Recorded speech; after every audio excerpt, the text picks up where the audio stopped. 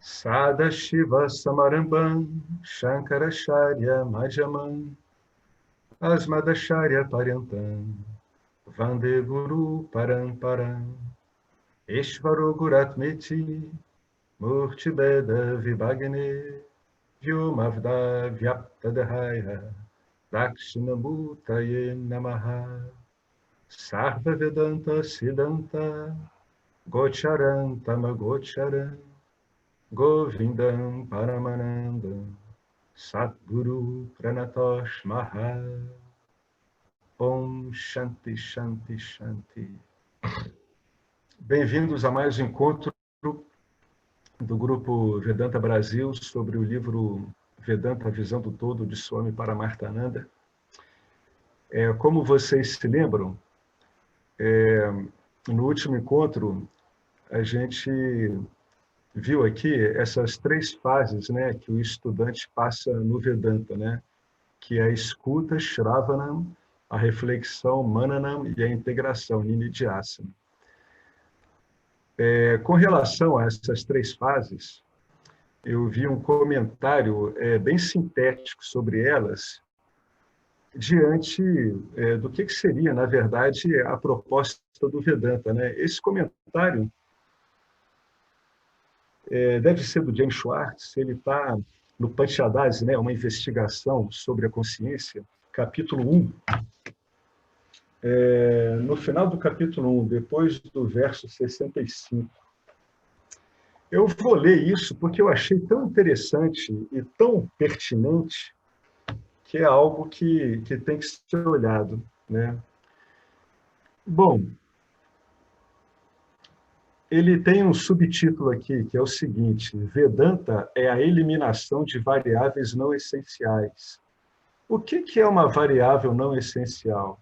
Uma variável não essencial, no que diz respeito a gente que está investigando, são os objetos com os quais podemos estar identificados de uma forma vinculativa, ou seja, uma forma, em geral, baseada numa prisão, né, diante do resultado das experiências, né? Então, a gente está vinculado ao corpo, a gente está vinculado ao aparato sensorial, ao aparato energético, para as pessoas que têm muitas experiências energéticas, ao aparato mental, para as pessoas que ficam muito ligadas, né, às figuras mentais. Então, qual é a síntese aqui, né? A síntese aqui, toda a base dele é upanishádica, né? Se um Upanishad diz que você é aquilo, ele está querendo dizer que o mundo, no fundo, pode ser visto como você, embora você não se limite ao mundo. E, em essência, o mundo é você mesmo. Essa é a base de você é aquilo. Isso é uma equação que precisa ser corretamente entendida, né? Como é que ele escreve aqui? A investigação envolve a eliminação de fatores não essenciais nessa equação que a gente estava falando. Você é aquilo, Tattvamasi. Com os fatores que pertencem especificamente a Ishvara e Jiva, a equação não funciona, porque os fatores são diferentes, né? Ishvara é a consciência ilimitada, e se a gente olhar em termos de gunas, é a consciência ilimitada associada com a guna sattva e tamas, o que confere a Ishvara um status de criador e a causa do mundo, né? Por que sattva? Porque ele é o princípio da criação. E por que tamas? Porque isso faz com que a matéria tome as formas que a gente entende como criação, um conjunto de nomes e formas, né? Agora, Jiva, em termos de gunas, ele é basicamente consciência ilimitada mais rajas, né? Ele é criado por Ishvara, então ele é um efeito de Ishvara. A causa e o efeito parecem ser diferentes, mas quando os gunas, os fatores não essenciais, são eliminados, a equação funciona, porque quando eu retiro os fatores não essenciais, eu vou reduzir tanto eu como Ishvara a pura consciência ao ser. Um outro modo de ver a diferença entre Ishvara e e o Jiva, no que diz respeito a essa equação, e por que que ela não pode ser olhada do ponto de vista de uma igualdade suposta entre Jiva e Ishvara, é a própria natureza dos aparelhos refletores, né?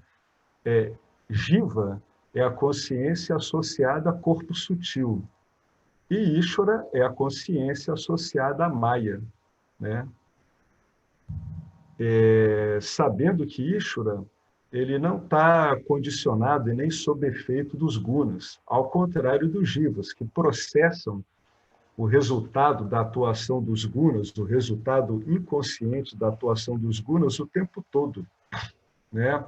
Através daquele mecanismo, né? De que você, no corpo sutil, você recebe impressões que você pode ler por conhecimento inferido que são devido a ações de gunas. Então, você vai mexer nisso, que é o que dá para fazer, e isso vai ser devolvido ao corpo causal como uma vássana já alterada pela sua capacidade, né, de discernimento e os recursos que essa capacidade tem à disposição.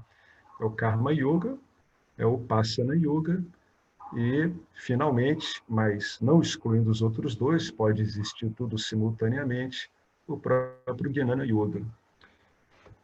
Bem, continuando no texto,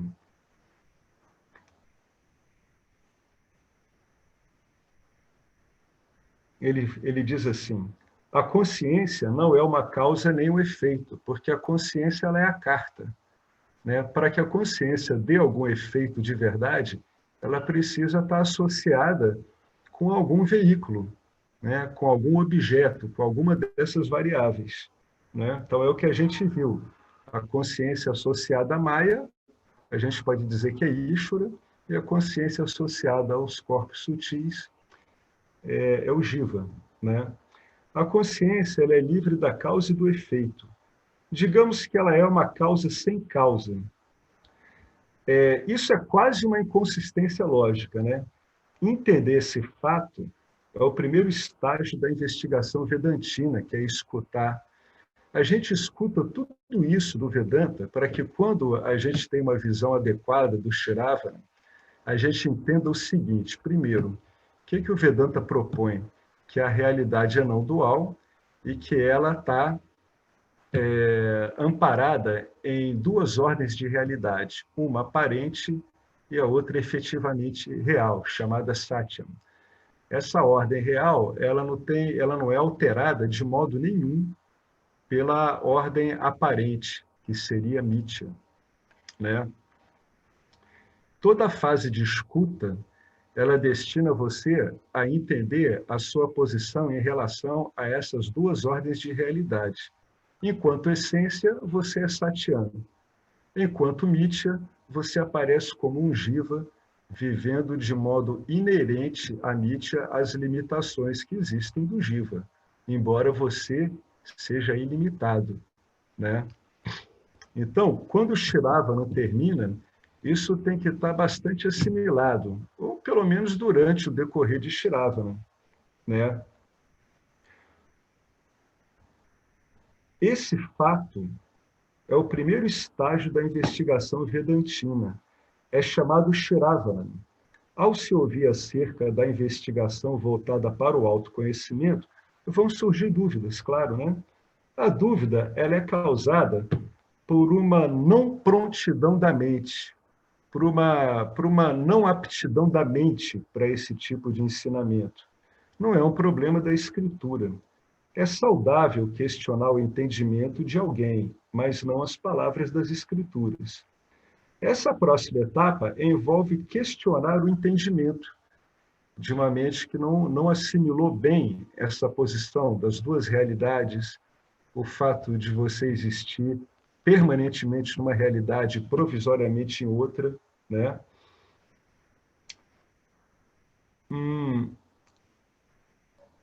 Então, essa próxima etapa envolve questionar esse entendimento e não a palavra das escrituras. Essa etapa, chamada Manana, ela envolve um compromisso de ouvir o ensino até que o entendimento seja claro, né? Então, como a gente está falando de entendimento, a gente vai começar a questionar as dúvidas que a gente tem. é chamado Manana e resolve inconsistências lógicas aparentes. Elas não são inconsistências reais, porque uma categoria vai substituindo a outra, né? Resolver inconsistências lógicas aparentes nos ensinamentos. Existem essas inconsistências lógicas na aparência porque há duas ordens de realidade, da realidade única. A ordem realmente real, que é Satya, e a aparentemente real, Mithya, né? Satya não está no espaço e no tempo, não sofre os efeitos, e a ordem aparentemente real, que seria a Mithya, ela é provisória, né? Ela tem começo, tem duração e tem fim, tá? Quando esse ensino e Manana estiverem bem sólidos, é importante reparar uma coisa que vai ser fundamental na investigação, que, aliás, vai permitir a investigação. Essas duas ordens, elas não se contradizem, embora assim pareça. Será que a onda contradiz o oceano? Claro que não, né? Então, a base desse entendimento de Satya e Mithya é que vai permitir você investigar a sua experiência ordinária com base no ensinamento, que seria Nididhyasana, né?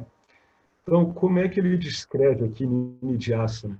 Nididhyasana é lidar obsessivamente com o ensino, ou seja, em todos os momentos da sua vida. Nididhyasana refina a mente e remove sânskaras persistentes. Não tem a intenção de aumentar o autoconhecimento, porque o seu autoconhecimento, mesmo que ele esteja aparentemente indireto, porque você só consegue perceber, entender o ser através das escrituras, mas ainda não compreendeu que realmente o ser é você e você experimenta o ser como você o tempo todo, isso não pode ser melhorado, né? Isso é algo que a gente está se referindo a uma dimensão imutável. Então o Nididhyasana não vai aumentar o seu conhecimento. Ele vai, isso sim, firmar o seu conhecimento diante desse mundo objetal, variável e impermanente de Nietzsche. Porque é em Nietzsche que ocorrem as confusões. Você, como consciência, não tem confusão de si mesmo. Se eu perguntar para qualquer pessoa aqui, você é consciente que você existe? Ora, ninguém vai ter dúvida quanto a isso. Essa é a base de saber que você é sat, existência, e chit, consciência, né? Entretanto, quando a gente entra em Nietzsche, você começa a ter problema, porque nós somos consciências associados a esses meios refletores, e essa associação, ela traz para a gente uma vinculação a um monte de objetos que é inerente ao programa, a não ser que seja olhado de modo diligente, de modo que você possa separar você desses objetos na compreensão, até que isso comece a, a surtir efeitos no modo que você tem de lidar com Nietzsche, né? Então, veja bem, Nididhyasana não tem a intenção de aumentar o conhecimento. Ninguém pode tornar o ilimitado ilimitado. Isso é a base do puro namadá, né? Você, da ilimitação, você tira algo, continua ilimitado. Na ilimitação, você adiciona algo, continua ilimitado, né? Eu sou ilimitado, entre aspas, é um conhecimento que não pode ser melhorado. Se a mente for suficientemente satívica durante a fase de escuta, Shravana, ocorrerá moksha, e Manana e Nididhyasana não serão necessárias. Eu já comentei aqui, né, o caso do cego, que foi ouvir Nisargadatta Maharaj, e ele ouviu 2 satsangs num domingo, e para ele tudo tinha terminado ali, né? Mas, como é de hábito, como é comum, se a mente for rajásica e ou tamásica, as dúvidas vão permanecer por causa dos fortes vínculos com os objetos, notadamente as 5 bainhas ou os 3 corpos, dependendo do enfoque. Projeção, que é dado por rajas, simultaneamente com uma negação, que é dada por tamas, continuarão obstruindo o fruto do conhecimento, a liberdade. A liberdade desse autoconhecimento é quando você desfruta do fato de você saber que você é consciência ilimitada. É um desfrutar. Esse desfrutar, sabendo que você é ilimitado, é que dá esse efeito de bem-estar, né, de um modo mais suave de lidar com o mundo. Você trafega bem, se relaciona bem com os objetos de Nietzsche, né? Esta é uma fase gradual, Nini de Asana. Por quê?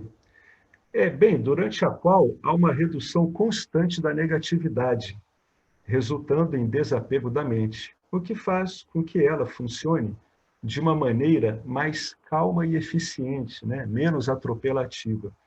Isso resulta em libertação, Jiva Mukti, tornar-se livre da mente. Em última instância, se desidentificar dos gunas. É quando o indivíduo sente que sente não, ele sabe que todas as alterações às quais outrora ele estava identificado, na verdade é um sistema de gunas operando independentemente, né? Sendo processado através das vasanas. Eu achei tudo isso aqui muito interessante, porque toda essa história do Vedanta, no fundo, é para explicar uma coisa muito simples, ou permitir que você perceba uma coisa muito simples. No entanto, os vínculos que uma mente rajásica e tamásica pode ter com Mithya são tão fortes que você precisa explorar esses vínculos, que são pontos de vista, de entendimento, de valores, através de um sem número de aproximações, né? Então, para cada ângulo errôneo de visão, o Vedanta vai vir com efeito. Ele vai vir contra um contra-efeito, um antídoto. O sistema trabalha o tempo todo. Quando a gente diz que, depois de um tempo, você vai apanhar o modelo vedântico e você vai comparar com o que você enxerga por você mesmo e vai substituir, mesmo que seja provisoriamente no seu dia a dia, esses ângulos de visão seu pelos do Vedanta, a gente está dizendo que Shravana e Manana estão bem sólidos e que agora você vai testar essa solidez, né, do ensinamento diante dos fatos que ocorrem em Mithya, porque é no dia a dia que a gente vê como é que a mente da gente se comporta. Então, Nini Dhyasana é que vai ser finalmente o teste desse Shrava e Manana diante dessa miríade de situações que a gente vai encontrando ao longo da nossa vida ordinária, né? Como o Vedanta faz isso é simplesmente enorme, gigantesco e tem muitas possibilidades, né? Então, eu achei legal ler esses 3 parágrafos aqui do final do capítulo 1 do Panchadasi, porque eu acho que o James Schwartz ele dá uma espécie de síntese, né, de como é que esses processos eles funcionam, né? Então, quando uma pessoa tem dúvidas,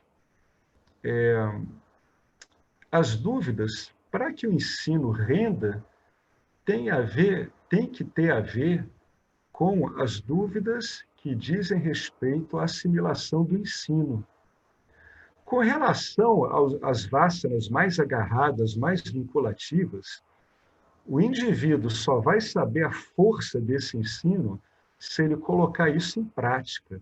Mas para ele colocar em prática, ele tem que estar com esse arcabouço bem arrumado na cabeça dele, para na hora que ele estiver diante dessa investigação do Nini Dhyasana, né, que é você lidar cotidianamente com o ensinamento, na hora que ele estiver diante disso, ele saber que recursos usar. Nem que o recurso último que seja pura e simplesmente uma fé nas escrituras, enquanto você aguarda que esse processo comece a confirmar o que as escrituras estão dizendo de você, né? Terminado isso, eu queria ver se vocês gostariam de comentar alguma coisa sobre isso, né?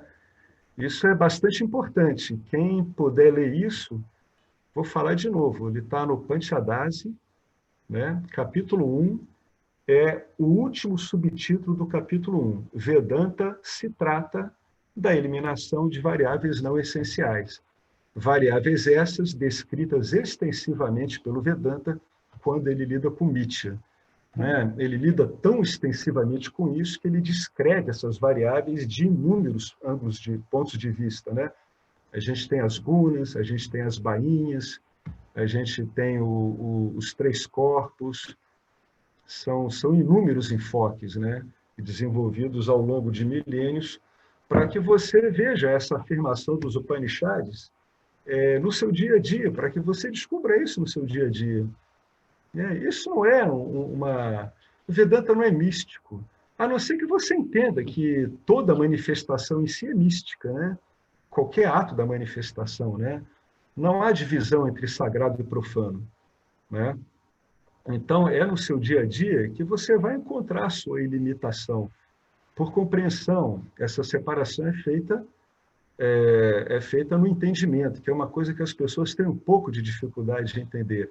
Por que ela é feita no entendimento? Por um motivo muito simples. A realidade é não dual, então eu não tenho como separar esse sistema todo funcionando, né? Então, como é que eu separo isso? Por entendimento. E como é que é esse entendimento? Eu vou negando essas variáveis não essenciais. Isso é o net-net de Buda, tá? De Siddhartha. Ele levou isso para o sistema dele, né? Do caminho óctuplo. É o net-net. Você vai negando as variáveis não essenciais. Então, alguém quer comentar alguma coisa sobre isso? O que vocês acham? Eu achei muito legal, viu, Alex? Obrigada por trazer isso tudo, né? Muito clara a sua explicação. E algo novo que vem para mim, assim, é quando você fala ali que a segunda fase, quando a gente está nas reflexões e dúvidas, né?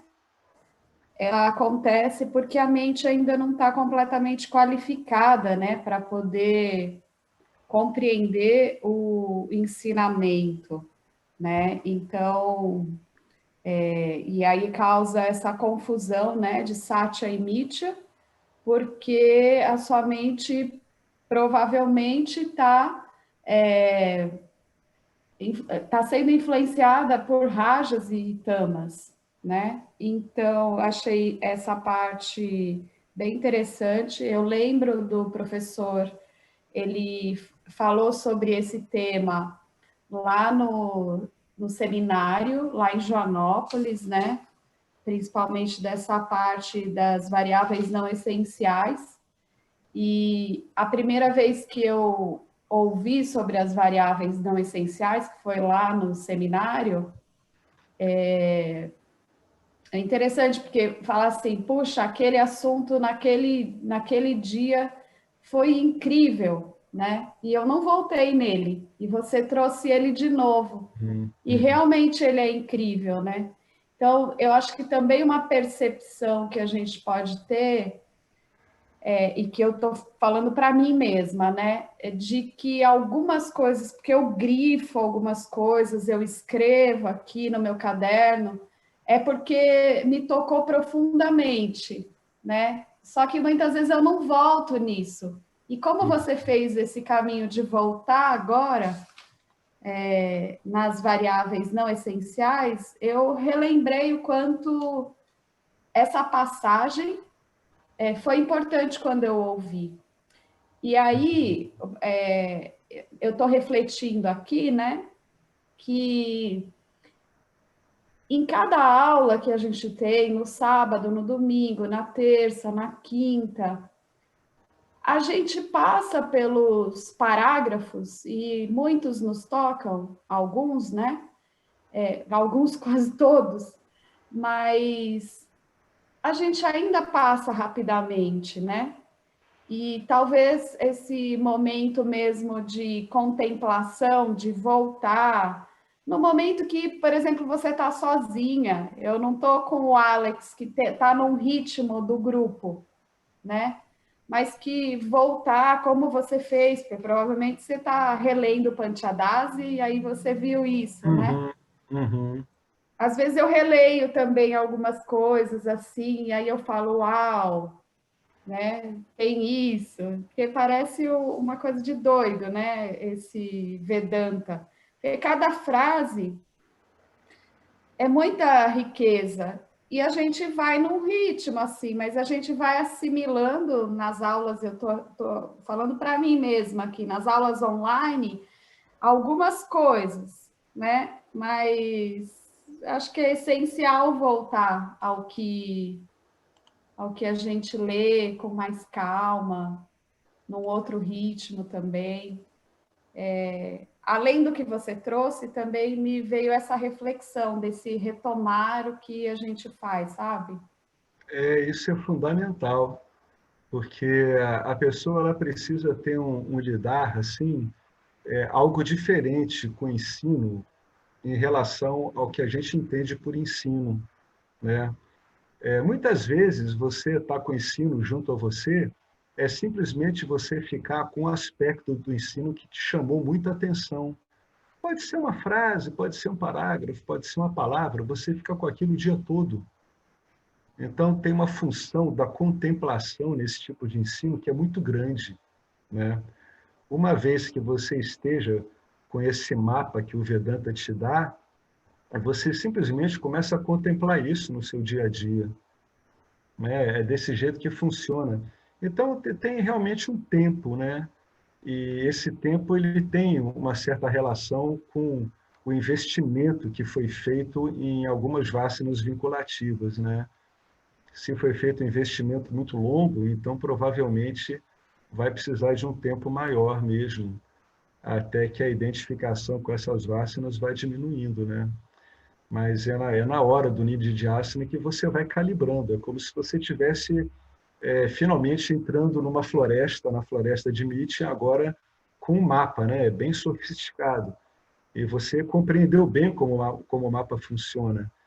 E ao longo do tempo, quando você está com o mapa nessa floresta, você vai vendo que algumas coisas não foram bem compreendidas. Então você vai lá, rever de novo.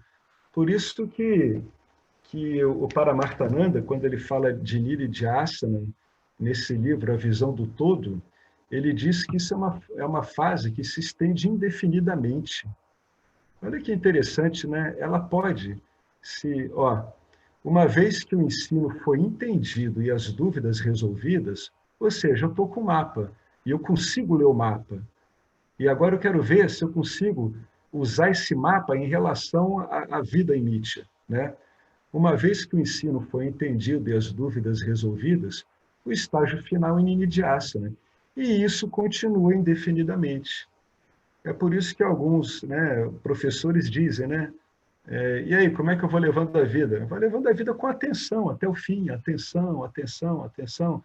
O Buda era muito, muito claro nisso, ele entendia claramente que o indivíduo tinha que estar muito atento para não sair se misturando, né? Por isso que eles dizem indefinidamente, indefinidamente enquanto a sua vida durar.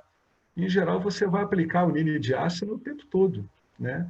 Muitas partes do Nididhyasana você vai integrar, vai ficar um conhecimento rápido, imediato.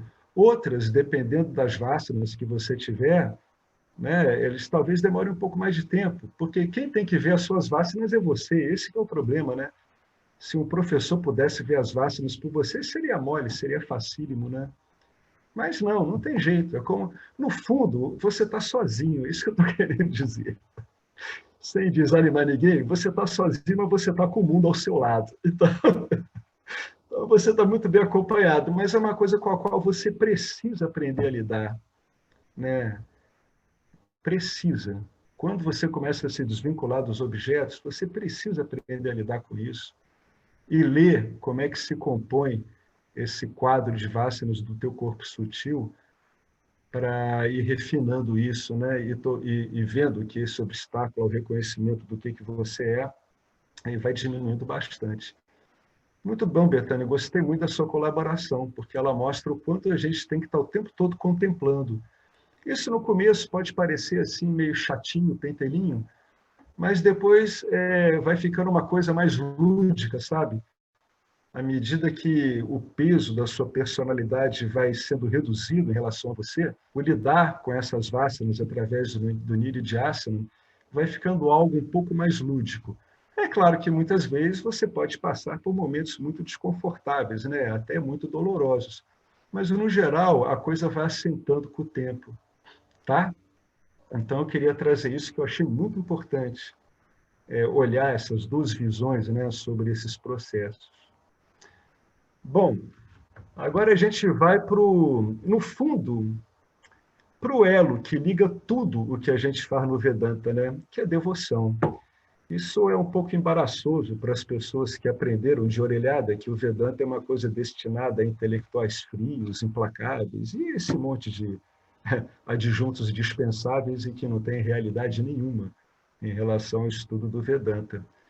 Então, por incrível que pareça, a gente vai falar de Bhakti, devoção, e a gente vai ver como é que Swami Paramarthananda coloca essa Bhakti, que ele, naturalmente, do jeito dele, vai colocar de um jeito brilhante e vai desmistificar qualquer ideia preconcebida sobre esse suposto intelectualismo árido do Vedanta, né?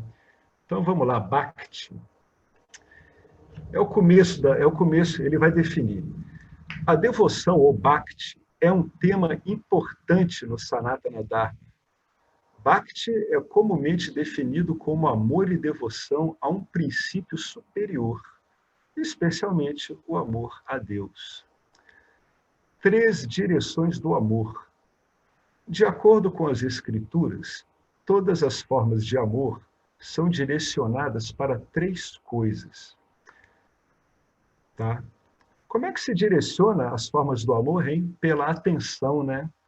Então, olha que interessante, você já parou para ver que a atenção que você vê se deslocando no seu dia a dia em Mítia, no fundo, é o seu amor se estendendo em relação a objetos? Mesmo que você esteja inconsciente disso, nem que o seu amor seja um amor o seu ódio a alguns objetos, né? Entenderam o que eu falei? Nem que o seu amor seja um amor à aversão por determinados objetos. É um bom jeito de olhar a atenção, né? Se movimentando em Nitya. Então, veja bem, ó, todas as formas de amor são direcionadas via atenção, tá, para 3 coisas. A primeira é o amor a um objetivo mundano. Tá? Nós amamos o que queremos alcançar, realizar ou obter na vida. Isso pode ser pensado como o objetivo final do amor, porque amamos o resultado final do que quer que seja que estamos buscando. Se não gostássemos, não investiríamos tempo e energia em obtê-lo. Por mais estranho que seja o objeto do seu amor, aliás, por mais demoníaco que ele seja, jamais esqueça que é o objeto do seu amor. Precisamos, então, de vários meios para alcançar nossos objetivos. E esses meios nós também amamos, porque vão ser esses meios que vão nos permitir alcançar o resultado final.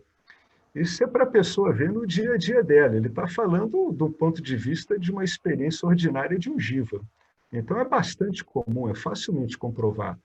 Portanto, a segunda direção do nosso amor é o meio do amor, né?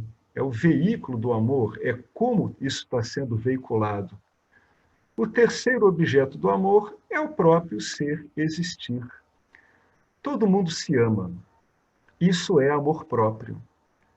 Agora vamos ver o que ele fala aqui do que a gente, pela experiência ordinária, acharia que seria o oposto do amor. Olha que inversão de visão aqui.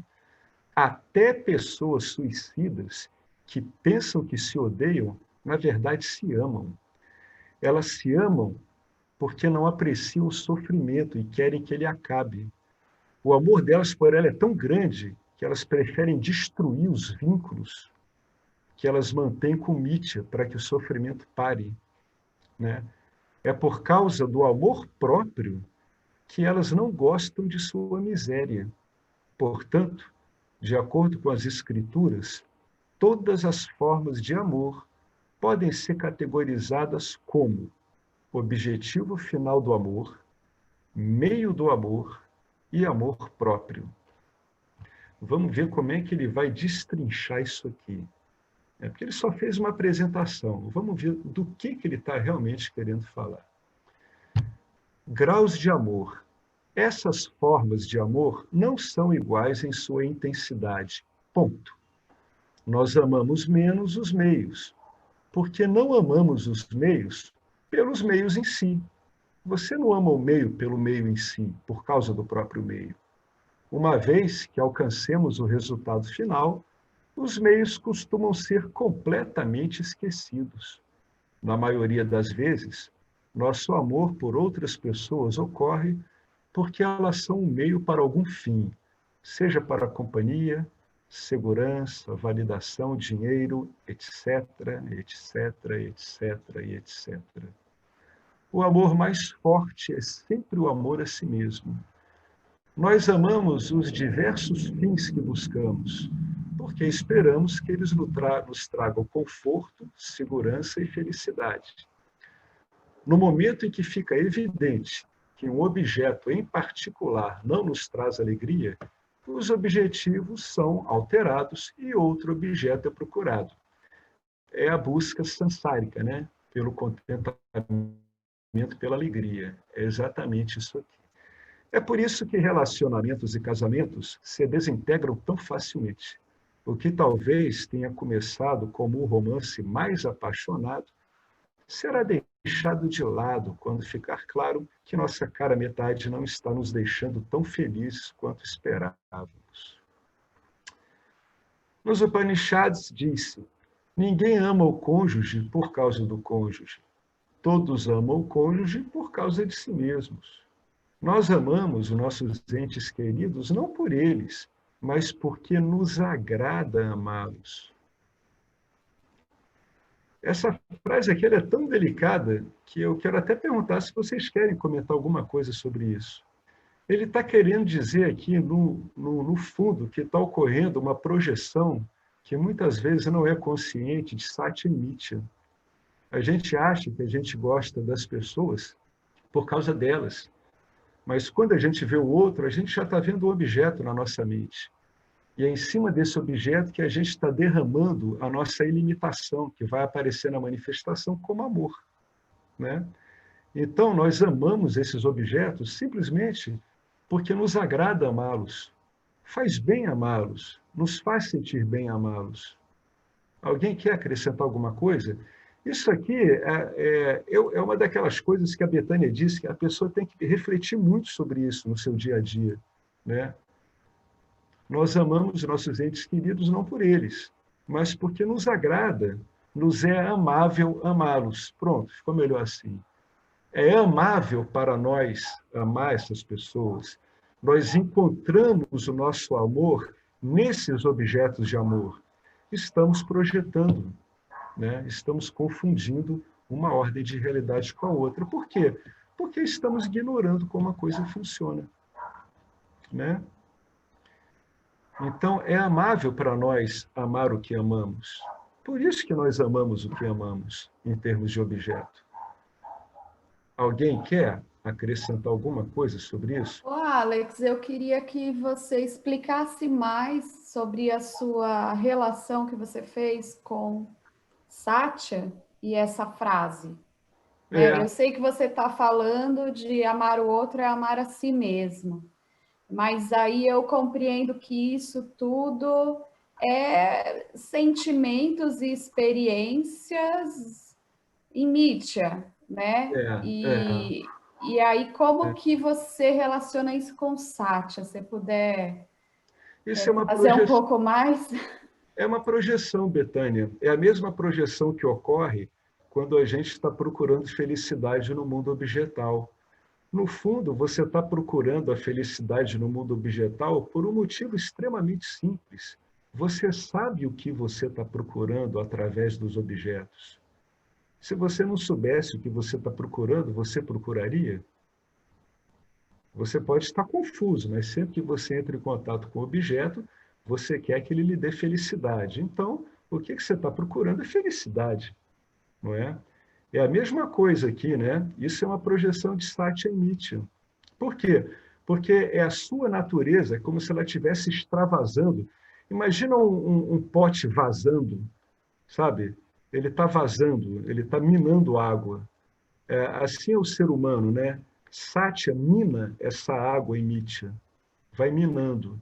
Se isso não é consciente, o indivíduo transfere essa ilimitação dele para a busca pela felicidade em objetos.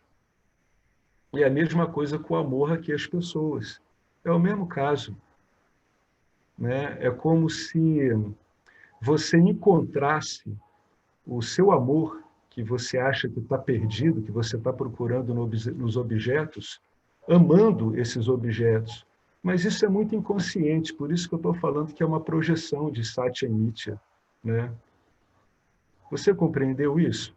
É o mesmo princípio pelo qual as pessoas procuram felicidade nos objetos.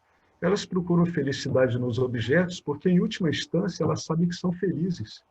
Por isso que a busca é tão agressiva e ela pode dar resultados terríveis, né? Porque o ser humano, ele sabe tanto disso, que ele não terminará, que ele é totalmente ilimitado, que ele transfere isso para uma dimensão que não tem como dar isso para ele. Então ele busca com ferocidade isso. E a história de nossas vidas e a história da humanidade mostra até que nível essa ferocidade pode chegar, né? Quando são reinos destruídos, impérios erguidos, no nível muito alto, né? Compreendeu isso? Olha, sinceramente, ainda não. Assim, porque compreendo que quando eu amo o outro, eu estou amando a mim mesmo, no sentido que eu só amo o outro porque isso me faz feliz, né? Quando não me faz mais feliz, por isso até que os casamentos acabam, então eu não amo mais o outro, e então eu me afasto, né, do outro. Para mim vem isso, mas como uma experiência assim, nítida e clareza de que esses relacionamentos, relacionamento e qualquer objeto ou qualquer aversão é só pelo amor a mim mesmo, isso está claro, tá? Aí está claro também que ao conquistar, entre aspas, alguma coisa em Nietzsche, algum objeto, eu descanso dos meus desejos e aí eu consigo, vamos dizer assim, minha mente está mais satívica, eu descanso na minha felicidade, né? Agora, relacionar isso, porque para mim daí tudo isso ainda é Nietzsche. Relacionar isso com Satya, aí que eu não consigo, eu consigo compreender isso dentro de Nietzsche e com essas sensações, investigando isso na minha aquisição do objeto. Agora ainda não consigo compreender como que Satya está relacionado a isso, porque daí para mim Satya nem sei dizer, mas não é nada disso, entendeu? É outra. É o contrário. Tudo é Satya. A investigação vai fazer com que você reduza Nietzsche a Satya. Por que, Betânia? Porque Nietzsche é inerte. Nietzsche não é vida. Entendeu? Todo o seu motor vivo, ele é satírico, ele é de Satya, quer dizer. Né? Nietzsche é inerte, Nietzsche é um monte de objetos que Ah, se, perfeito. Agora eu entendi se que tudo resolve é em Satya. projeção. Tudo é Ok. projeção, tudo é projeção. Tá, entendi É um, é um, o é ponto. um mundo aparente, projetado, e que você resolve todo ele em Satya, porque é a única verdade que existe. Essa é a vantagem de você usar esse sistema de duas ordens de realidade. Né? Uma realidade provisória, ela é objetal, e a outra é a do sujeito eterno. Em última instância, a realidade objetal é a própria única realidade que tem. É por isso que todo esse sistema do Vedanta ele vai fazendo reduções. Essa equação que a gente faz aqui, Tattvamasi, ela está querendo dizer que tudo é consciência. É por isso que você é aquilo. Por isso que você é igual a Ishvara. Você é igual a Ishvara olhando do ponto de vista da redução final, que é Satya. Não imite. Sim, agora, amar a mim mesma, né, nesse caso, é uma projeção também. Sim, é uma projeção quando você leva em conta o objeto que é a personalidade. Você está projetando isso no mundo fenomênico, numa personalidade com a qual você está identificada. Do objeto inerte. É um objeto inerte. Tá. Né? É por isso que a gente tem que fazer essa separação entre a gente e os objetos. Sabe para quê? Para a gente botar as coisas no lugar certo. Não é que uma coisa vai sair para a outra entrar. Não, simplesmente você bota no lugar certo. Porque está de ponta cabeça, né? Está ao contrário a coisa. A gente está vinculado a objetos. Então, o que tem que mostrar é que esse vínculo é o movimento seu que está expressando a sua natureza. Por isso que você busca felicidade e amor. Porque você, para todos os efeitos práticos, é felicidade e amor. Se você não soubesse que é felicidade e amor, por que você estaria procurando isso? Tudo que você faz para a sua vida, seja movido de um modo pouco esclarecido, ignorante ou esclarecido, é para afirmar esse amor que é você. Todos só querem o bem.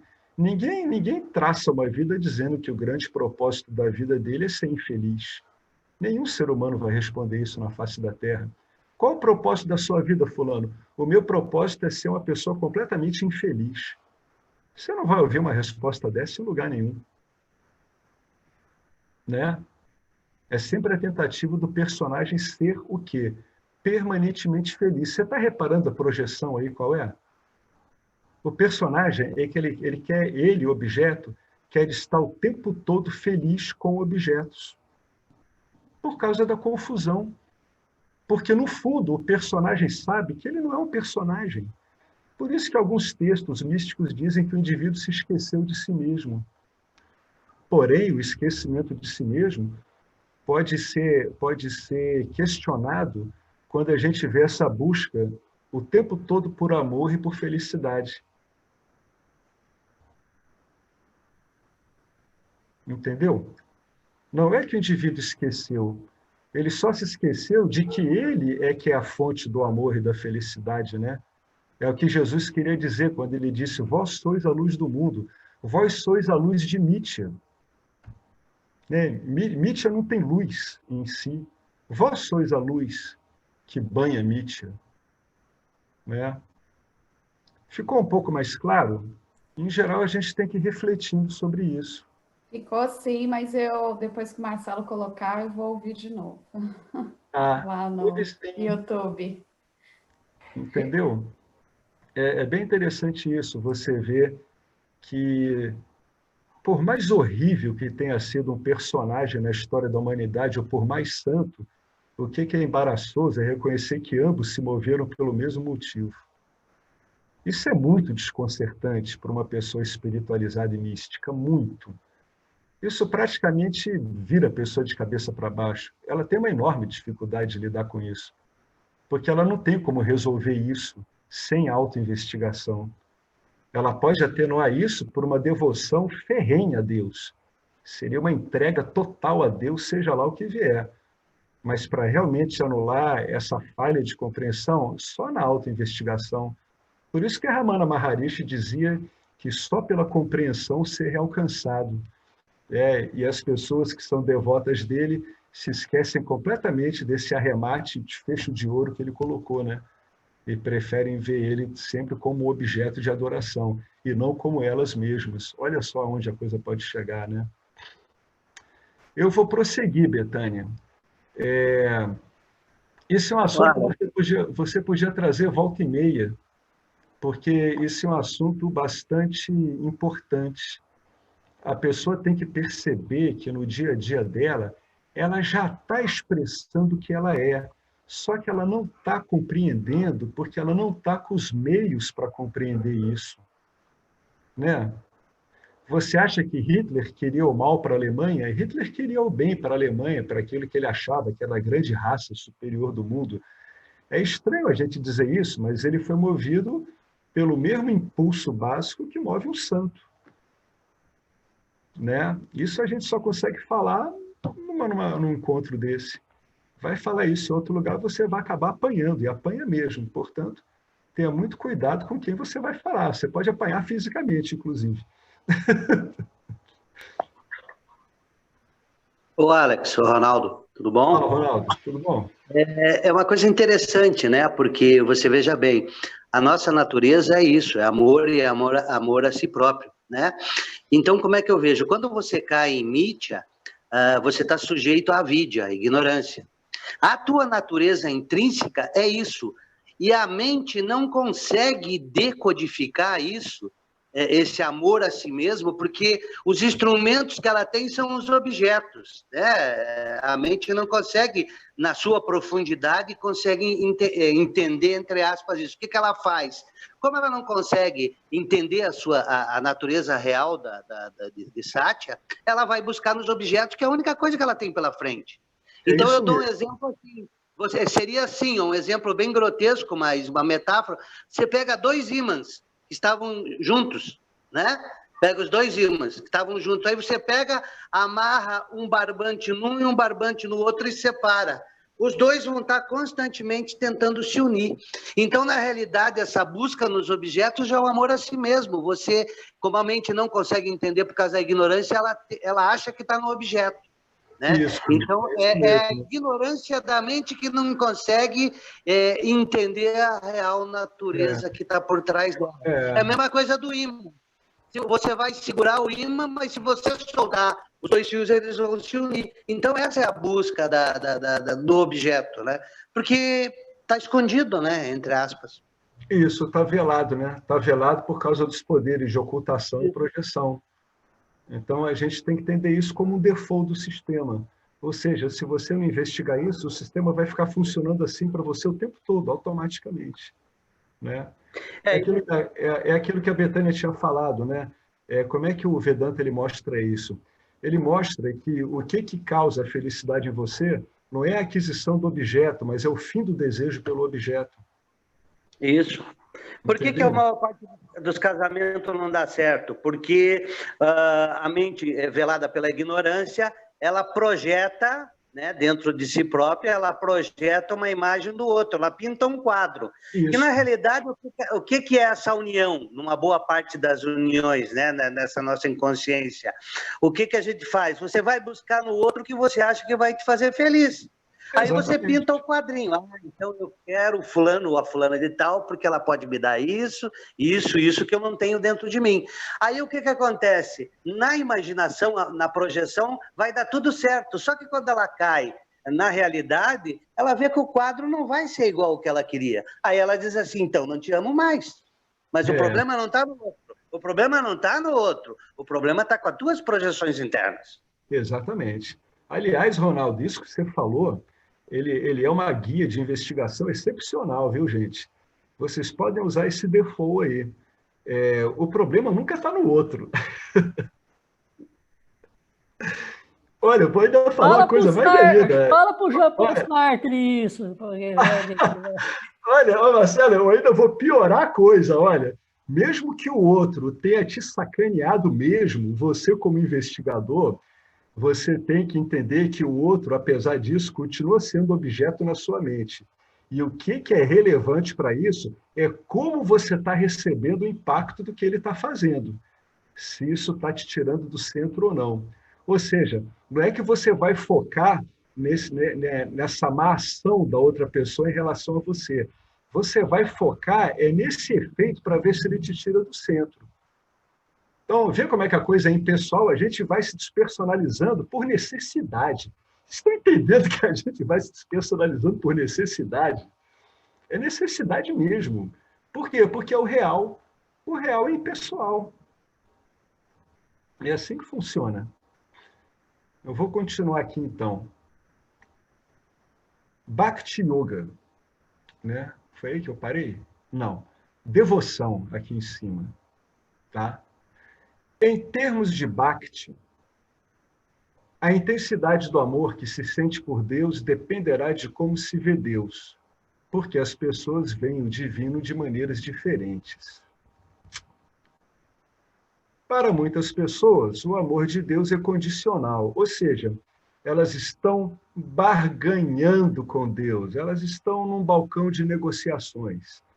Elas olham para Deus apenas como um meio de alcançar fins mundanos. Elas podem orar, cantar e visitar templos na esperança de conseguir uma promoção no trabalho, uma nova namorada ou um novo carro esportivo. Quando isso não acontece, elas jogam fora seus livros de oração e ficam com raiva porque os seus desejos não se materializaram. Isso é bem comum, né? É aquilo ali, né? Eu amo você, Deus, contanto que você me dê o que eu quero. É claro que Ishvara não funciona assim e vai dar o que cabe à pessoa, não o que ela quer. A segunda forma de devoção é mais madura.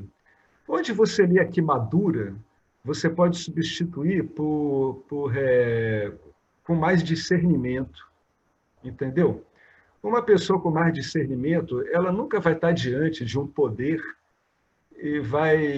de um poder que ela sabe que é tudo e lida com tudo e vai pedir coisas para si impreterivelmente. Eu quero o que eu quero e aí eu vou te adorar. Uma pessoa com discernimento não vai fazer isso, porque ela vê que essa posição é irreal, né? Esses devotos são os buscadores que olham para Deus como o objetivo supremo da vida, cuja realização vai trazer paz, segurança e alegria, satisfação duradoura. Olha aqui, Betânia, de novo, ó. Tá vendo como o indivíduo está sempre projetando a eternidade dele, Nietzsche, ó. O que a gente quer em Nietzsche, de paz, segurança e alegria, é duradouro. Muito embora Nietzsche não tenha como comportar isso. Não tem porque ela é dinâmica. Ela está sempre sob efeito das gunas, ela muda a composição de gunas o tempo todo. Mas olha como a gente está jogando o que nós somos, consciência, em Nietzsche, ó, o tempo todo. A gente quer tudo de bom para sempre, né? É porque nós somos tudo de bom para sempre, gente. Não se iludam quanto a isso. Isso é o óbvio. Nós somos tudo de bom para sempre. Só que a gente vai, confuso, olhar para um ambiente que não é para isso, que não funciona para isso, e vamos achar que esse ambiente vai ter que ser exatamente o que nós somos para nós mesmos. Olha que confusão danada, né? Está aí a natureza aí de todas as guerras, todos os reinos, todas as relações. Naturalmente, o seu amor a Deus é mais intenso e consistente, porque ele não está barganhando. Então, esse amor aqui, ele tem uma consistência, porque o indivíduo não está barganhando com Deus. Na verdade, ele está querendo sumir em Deus. Ele está querendo se diluir em Deus. Isso é uma meta de devotos não duais consumados, né? Que em muitos momentos de oração, etc., a personalidade é como se ela sumisse ali naquela prática, né? Isso ocorre bastante com alguns bhaktas, assim, bastante fervorosos, durante as orações, as meditações. Muitas vezes o indivíduo ele tem uma epifania e ele claramente diz, né, que ele sumiu e só sobrou Deus. Mas o mais interessante é que ele está lá para saber disso, né? É isso que ele não prestou atenção, né? É que ele viu que realmente ele sumiu em Deus, ele sabe que isso está acontecendo. Mas vamos lá, é bacana os devotos bhaktas assumidos, né? Quando eles pegam o Gnana, eles vão que nem os bólidos em direção ao alvo, né? Naturalmente, seu amor a Deus é mais intenso e consistente do que as pessoas que só olham para Deus como um meio de obter coisas, né? Para um, Deus, no fundo, é um supermercado espiritual e material. E para outro, não. Deus aqui é uma meta, é um exemplo, é um arquétipo, é um fim em si mesmo. É muito mais elegante isso, muito mais bonito, muito mais elegante. Há uma outra categoria de devoção a Deus. Essa categoria pode ser encontrada entre as pouquíssimas pessoas que veem Deus como nem o meio e nem o fim da vida. Em vez disso, eles veem o divino e o ser pleno como idênticos. Deus é ser. Então, quando eu falo de ser, existência, eu estou falando de Deus, né? Esse é o gancho. O gancho é existencial e é consciente. O indivíduo existe e é consciente. Aí ele lembra de algumas máximas, né, dos antigos ensinamentos, aí, até mesmo aí do Egito, né? Assim como é embaixo, é em cima. Se eu existo conscientemente, será que esse todão aí, como as pessoas brincam de falar, também existe e é consciente dele mesmo? Olha que dica boa, né? Claro que sim, né? Em vez disso, eles veem o divino e o ser pleno como idênticos. Para essas pessoas, amar a Deus equivale ao amor próprio, ao amor ao ser. Que ser é esse? O ser em você, que você não tem como negar. Esse é o ser, né? É a sua instância, a sua essência mais profunda.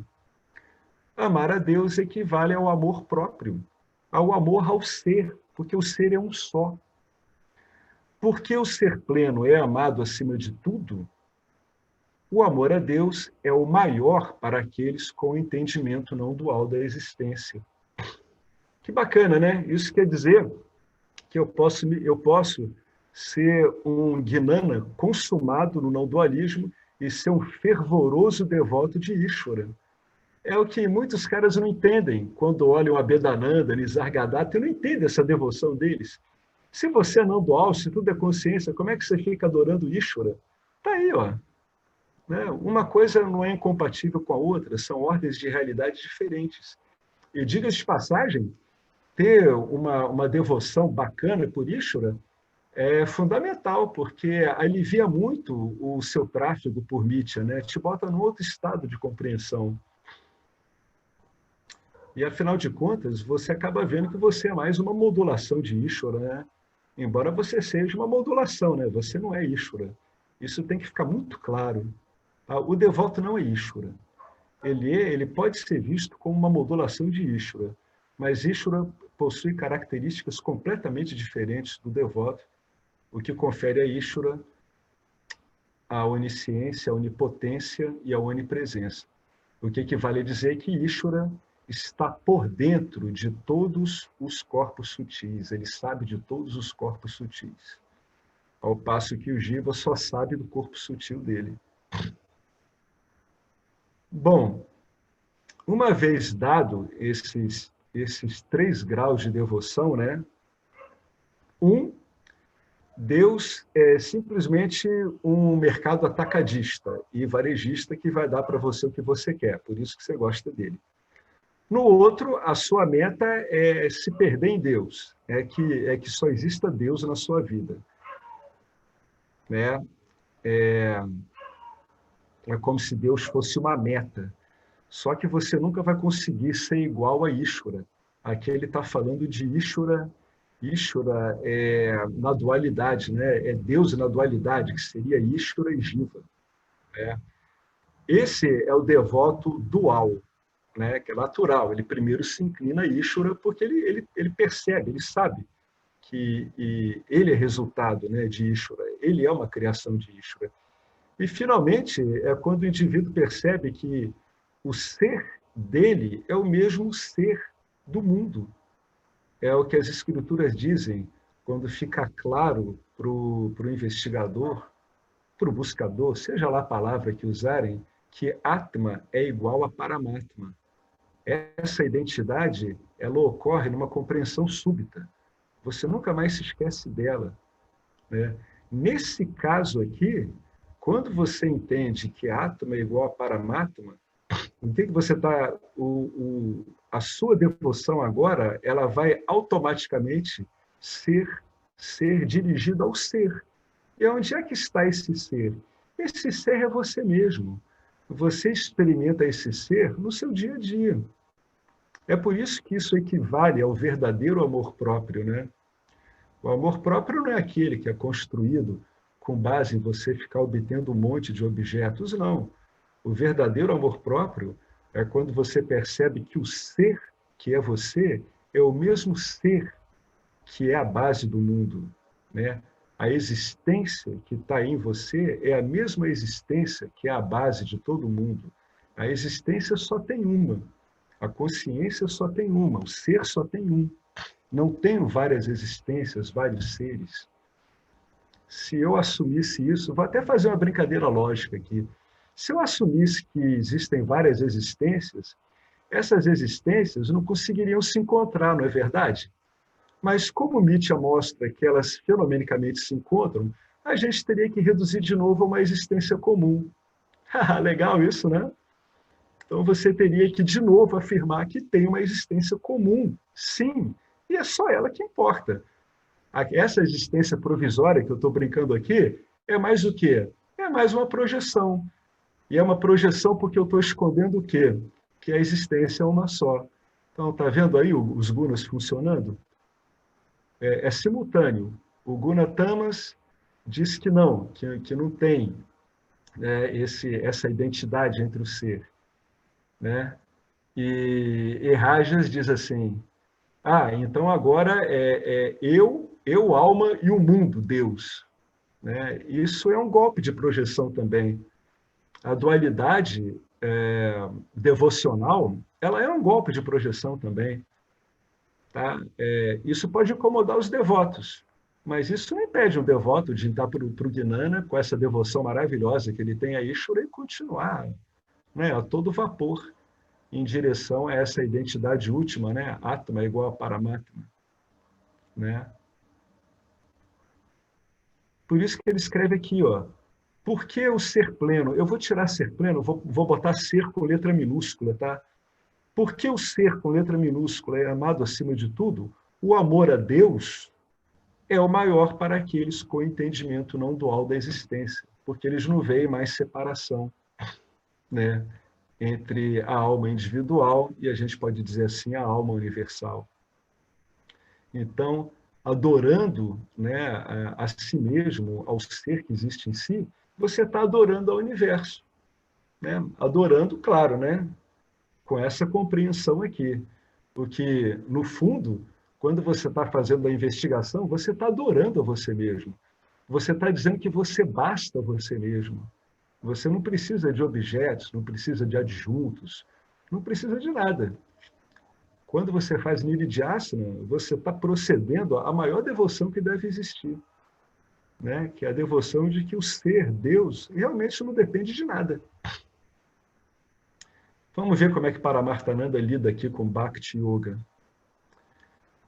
Olha, aqui também, né, vem um outro enfoque aqui. Bhakti Yoga, na verdade, é o enfoque básico, né, que depois foi suplantado por outros. Bhakti Yoga não é um yoga separado como tal, mas pode ser visto como a combinação da disciplina tríplice do Karma Yoga, Upasana Yoga e do Gnana Yoga. Isso ocorre porque Bhakti é a atitude comum com a qual todos os três são empreendidos. Todos os três, Karma Yoga, Upasana Yoga e Gnana Yoga, são baseados em uma atitude de devoção. Alguém tem dúvida em relação a isso? Que Karma Yoga é devoção óbvia, né? Gnana Yoga, a gente acabou de ver como funciona o Nididhyasana, que é devoção também. E o Upasana Yoga, que é um aprimoramento da personalidade, alguém tem dúvida? Né? É um aprimoramento da mente. Né? Esse aprimoramento da mente vai levar a mente a se tornar bastante satívica, o Upasana Yoga, né? Com a concentração, o relaxamento, como a gente viu ali em cima. Todas essas disciplinas, né? O que está permeando todas elas em comum é a atitude devocional. É uma atitude de você entender o seu papel relativo em relação ao todo e já está de olho no Gnana Yoga, que estabelece uma identidade única. Ser, existência, consciência. Só há um ser, uma existência, uma consciência. Veja, o Karma Yoga envolve o quê? Dedicar todas as ações a Deus. Que Deus? Ishvara, o Senhor do campo dármico. Não é assim que a gente lida com Karma Yoga? E a gente aceita os resultados dessas ações com boa vontade e equanimidade, né? O Upasana Yoga consiste em meditar em Ishvara para a disciplina mental e integração, o que novamente exige um certo grau de devoção na atitude. Gnana Yoga talvez seja a forma mais elevada de Bhakti, porque estudamos os ensinamentos do Vedanta e chegamos a realizar nossa não separação com Deus. Mas aí, a nível de ser existência, né? Ou seja, Ishvara vai aparecer como um objeto. Portanto, o caminho para a autodescoberta é realmente o caminho para a descoberta de Deus. Em Mitya, Ishvara. Em Satya, Brahman. Pegaram isso? Repara que essas trajetórias aqui, elas não são inconsistências lógicas, por causa do sistema de que a realidade é composta de duas ordens de realidade que não se afetam, né? Então, no caminho para a descoberta de que eu sou Deus é a nível de Brahman, aquele sem atributos. Porque Ishvara, embora ele não seja submisso às gunas e nem impressionável por elas, ele é o princípio inteligente que está associado à manifestação de uma infinidade de atributos, né? E as histórias que tem nos Vedas acerca dos grandes feitos de Deus, etc., é nesse campo de Mitya, né? É aqui que entra o Upasana Yoga. O que ele está querendo dizer é que não tem compatibilidade nenhuma, como a gente tinha falado anteriormente, em você ser um devoto dual de Ishvara e, ao mesmo tempo, um devoto consumado de Brahman, de você mesmo. Não há inconsistência lógica. Isso tem que ficar claro. Porque aí você vai poder fazer que nem Nisargadatta. Se você quiser, você faz um baita de um puja para Ishvara e depois você diz que não existe Deus, não existe karma, não tem nada disso e está certo também. Só tem Brahman. Alex? Alguém quer acrescentar alguma coisa aqui? Alex. Fala, Fernando.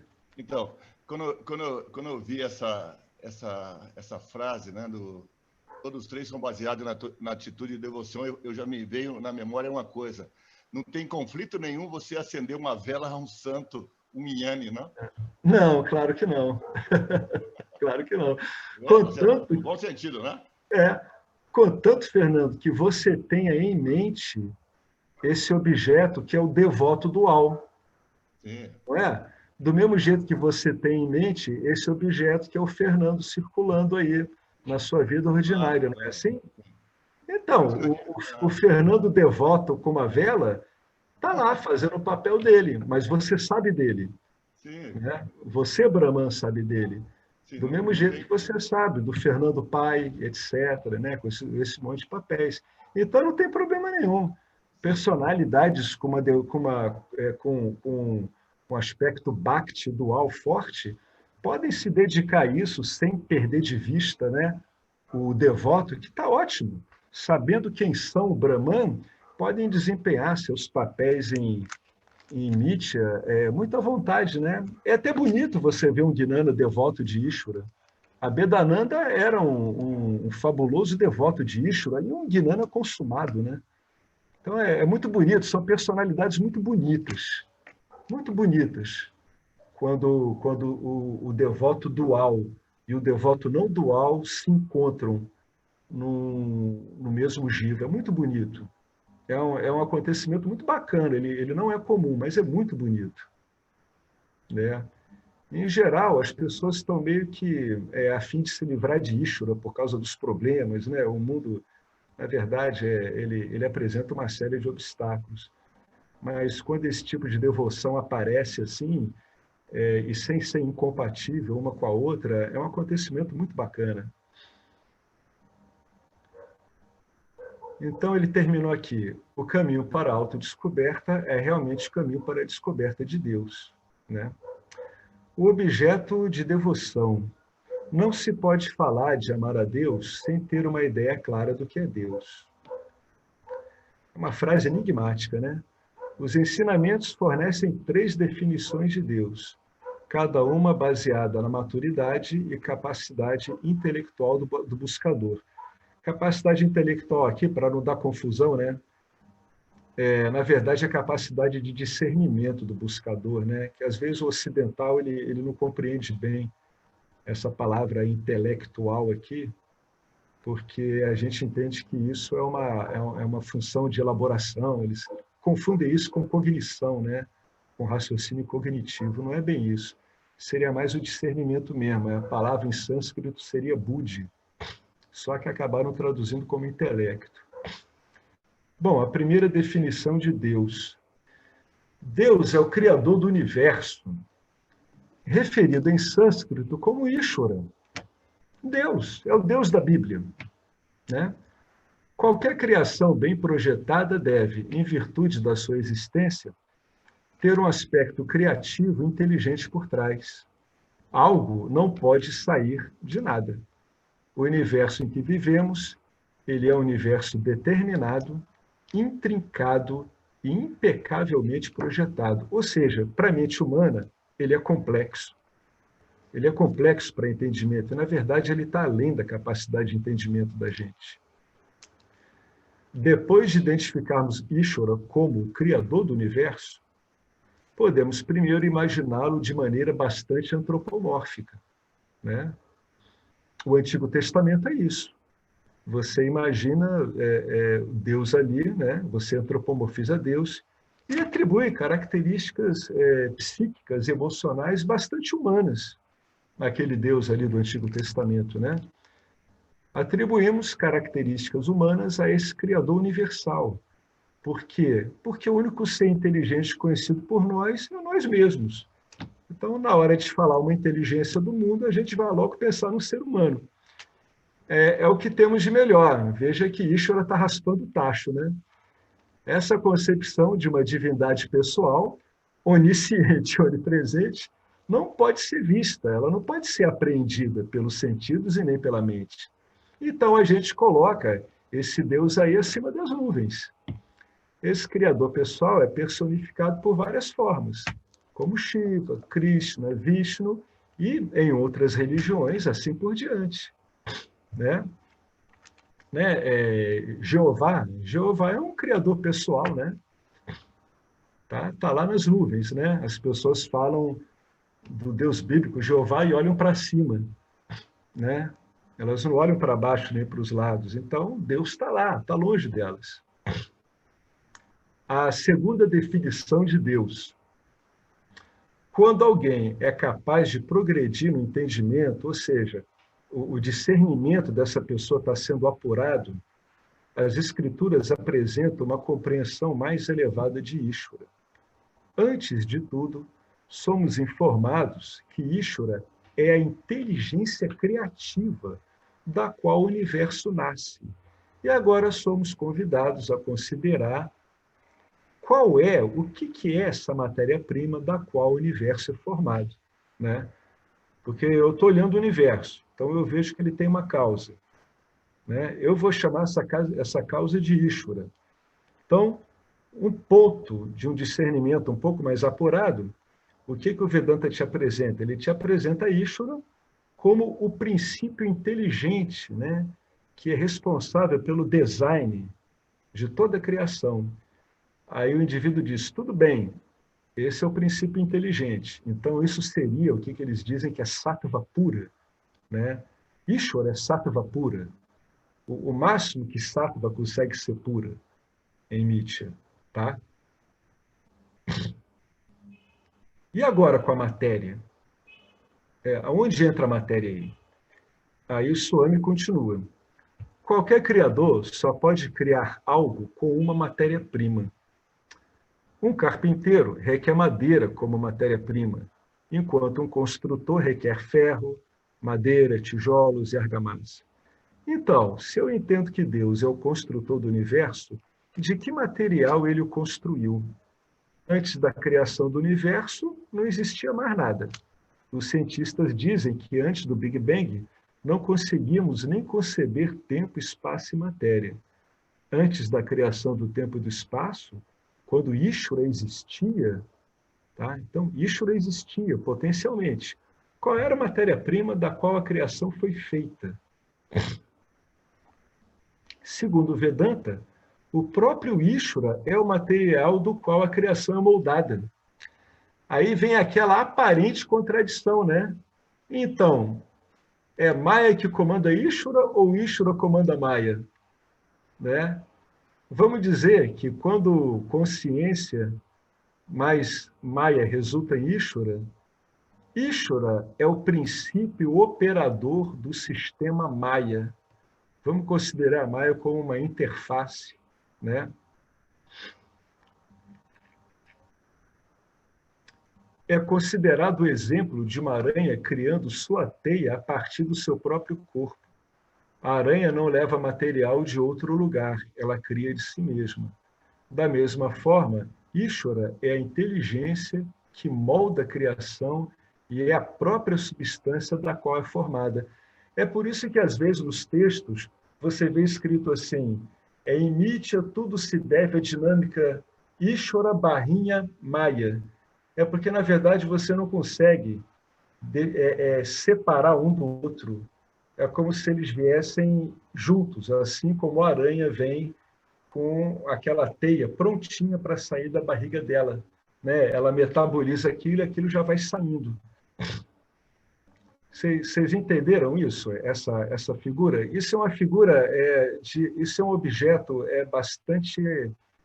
é um objeto mental bastante sutil esse, né? Eu gosto de entender assim, né? Que Maya é o sistema operacional e quando isso está operante, já tem nele o princípio que opera ele. A gente pode dizer que esse princípio é Ishvara, né? E Maya que vai dando esse efeito de objetos, né? Ele faz isso através, primeiro, do aparecimento dos elementos. Aí a gente tem que voltar lá atrás, né? Quando diz que o espaço ele é o primeiro efeito de Maya. Vocês se lembram disso? A hora que Maya começa a operar, né, já tem Ishvara lá operando junto com ela, né? Na verdade, quando esse conjunto Ishvara Maya está operando, o primeiro efeito é o elemento espaço. A partir daí, a explicação segue uma ordem bastante coerente e lógica. Mas tem esse início aí que a gente tem que entender, né? Quando Maya e Ishvara estão operando, o primeiro efeito é o espaço, tá?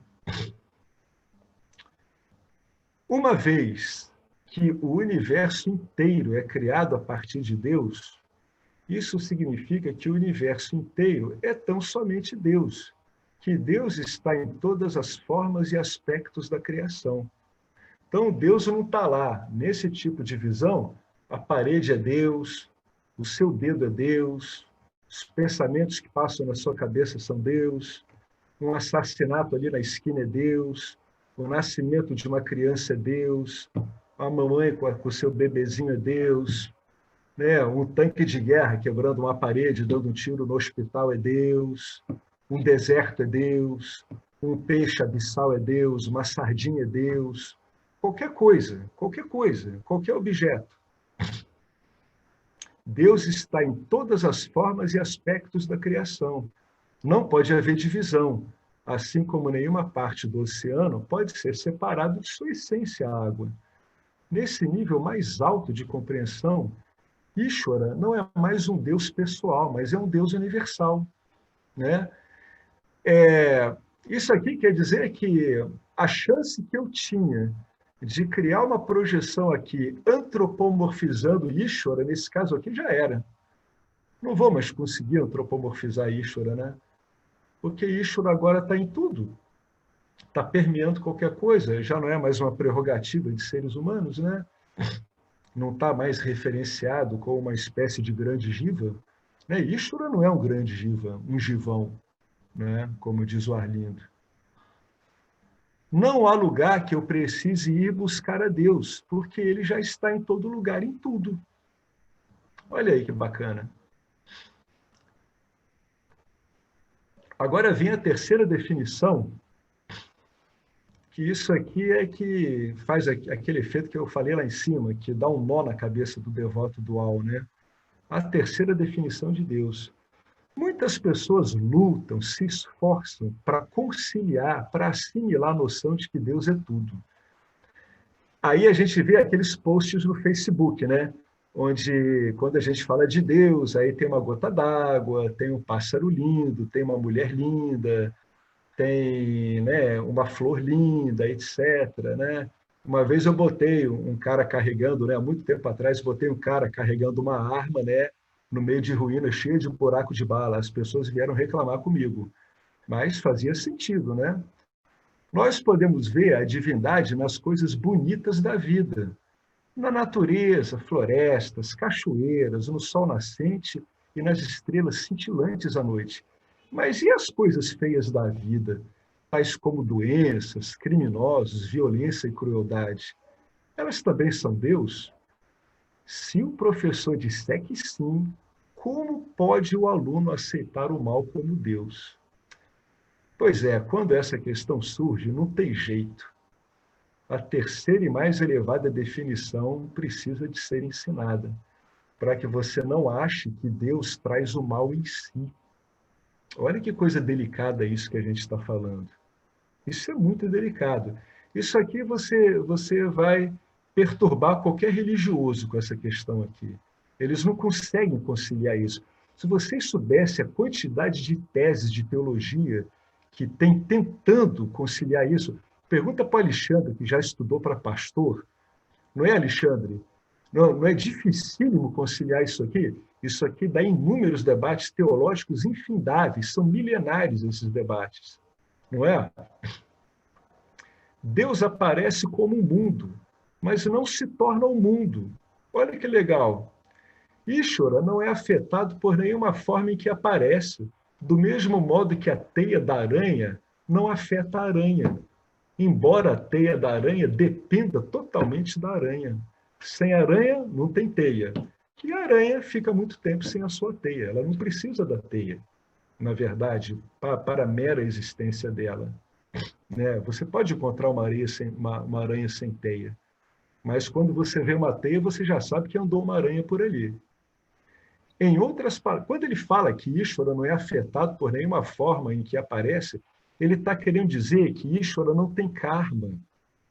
Ishvara não é afetado pelo movimento das gunas.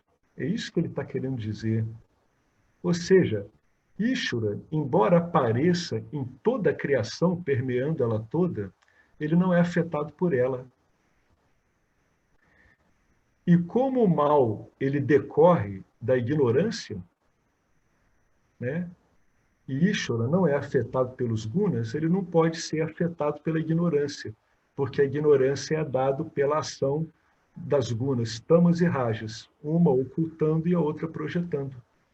Em outras palavras, Deus é o substrato de todas as formas, mas ele transcende toda a criação. Ele não depende dela. Da mesma forma, a teia da aranha vem da aranha e é aranha, mas a aranha não se torna teia e não é afetada por qualquer coisa que possa acontecer com a teia. Como Ishvara transcende todas as formas de criação, nenhuma forma particular pertence a Ishvara. Caramba, a gente está acabando a devoção. Já são 20 para as 9. Alguém quer fazer algum comentário em relação a tudo isso que a gente está lendo? Olha, eu queria dizer assim que essa devoção a Ishvara era uma coisa que ajuda muito o investigador, viu? Porque quer dizer que ele está resolvido em Mitya. Porque o amor objetal dele está colocado no objeto certo. Né? Já que é esse objeto que vai dar os objetos frutos das suas ações objeto, ele que é o objeto do seu amor último. Para resumir os 3 estágios da compreensão da natureza de Deus, vamos lá. Número 1, no primeiro estágio, Deus criou o mundo. No segundo estágio, Deus é o mundo.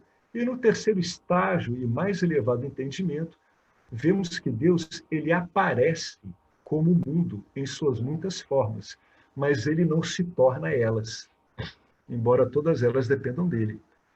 Precisamos entender essas definições de forma gradual e sistemática, até podermos ter a visão completa. A maneira como eu defino Deus determinará o meu bhakti. No primeiro nível de entendimento, que é Deus é o criador do mundo, né? Ele é o oleiro do mundo, ele é o grande arquiteto, é como a gente vê aí nos maçons, né? É o demiurgo, é o criador, né? Ele cria o mundo. No primeiro nível de entendimento, minha devoção será por uma divindade personificada. É um Deus pessoal. No segundo nível de entendimento, adorarei Deus em tudo, inclusive na natureza. No estágio final do entendimento, vejo Deus como a essência sem forma de tudo, seja isso manifestado ou não. Essa que é a diferença fundamental lá para a definição número 2. Seja manifestado ou não. Né?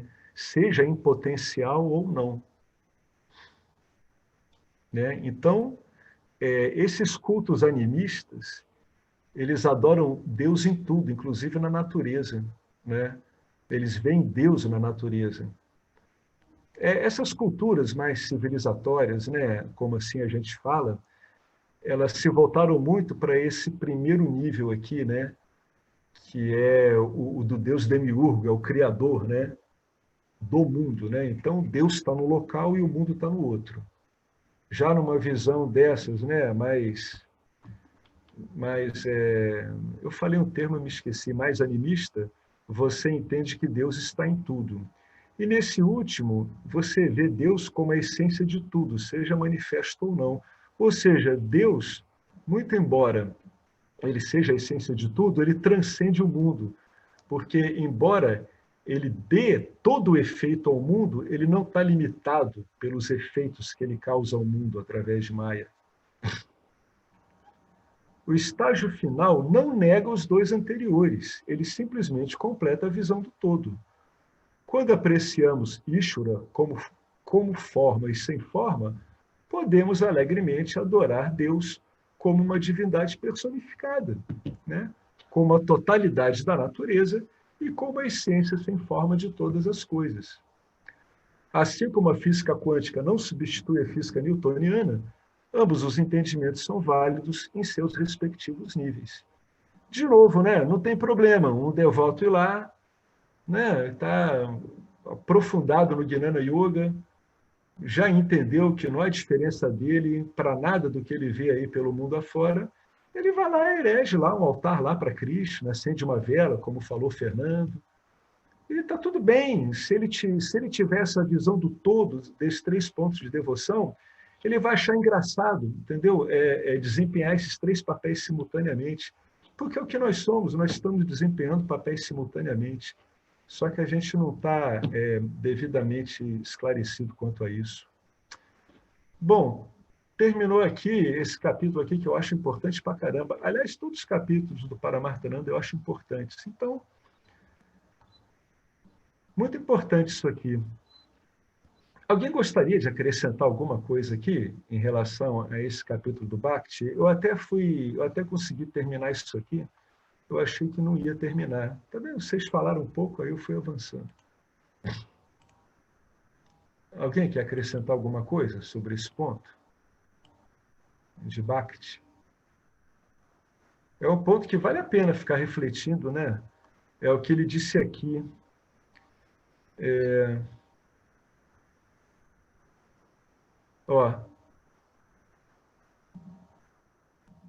O estágio final não nega os 2 anteriores, ele só completa a visão. Né? Num primeiro estágio, você tem um determinado enfoque antropomórfico. No segundo, você vê que o homem não é o centro do universo, então você já começa a ver Deus em tudo. E, finalmente, você vê que Deus é transcendente ao universo. Spinoza diria que Deus é transcendente e imanente ao universo, né? Ele transcende a criação dele e ele é imanente em todo, que Deus é a essência ali, né? Foi assim que Spinoza fez esse truque aqui para brincar com aquela antropomorfização, né, do Deus católico. Ele deu esse salto aqui, né? Então a gente pode dizer isso, né? Que no último ponto você vê Deus como transcendente à criação e imanente a toda a criação. É quando a transcendência equivale à imanência. Aí seria a visão mais elevada, né? Por isso que ele disse aqui que é a essência, né? Tanto daquilo que é manifesto como daquilo que não é manifestado. Vale dar uma refletida aqui, né? Porque o Swami Paramartananda, além dele entrar numa parte bem prática, ele mexeu tipo assim em aspectos da filosofia vedântica, né? Uma parte mais metafísica, bastante elegante, muito bonita ela. Alguém acrescentaria alguma coisa? Ou vocês vão refletir mesmo? Vale refletir, hein? Isso aqui é bonito pra caramba. Eu que fui um cara que briguei com Deus a vida toda, com Vedanta eu aprendi a olhar Deus de uma outra forma. Olha que coisa elegante. É bonito, né? Se dá certo comigo, tem que dar certo com todo mundo, cara. Se deu certo com um cara que guerreou Deus a vida toda, como é que não vai dar certo com uma pessoa que já ama Deus? Olha que maravilha isso. Né? E só para mim só deu para entender a beleza desses dois primeiros estágios quando ficou claro para mim o último. Olha que bacana, né? Vale a pena refletir profundamente sobre esse capítulo Bhakti aqui. Bom, dito isso, então a gente encerra. Beleza? Não se esqueça do que quer dizer esse Purnamada, hein? Você é ilimitado. O que se acrescenta ao ilimitado não tem como aumentar o ilimitado. O que a gente derrama esse amor todo, muitas vezes sob forma de ódio em cima do mundo, né? Você só pode compreender o ódio no fundo do amor, né? Só olhando a essência do ódio é amor mesmo, é amor incondicional. Meu Deus, né? Ainda bem que a gente pode falar isso aqui. Vamos lá, então. Om Purnamada Purnamidam Purnamudachyate Purnasya Purnamadaya Purnameva Vasishyate Om Shanti Shanti Shanti. Gratidão a Ishvara, o Senhor do Universo. Gratidão ao Vedanta, gratidão a essa Sampradaya, aos seus professores maravilhosos e gratidão a todos nós aqui em Mitya. Muito obrigado a todos, uma boa noite e contemplem.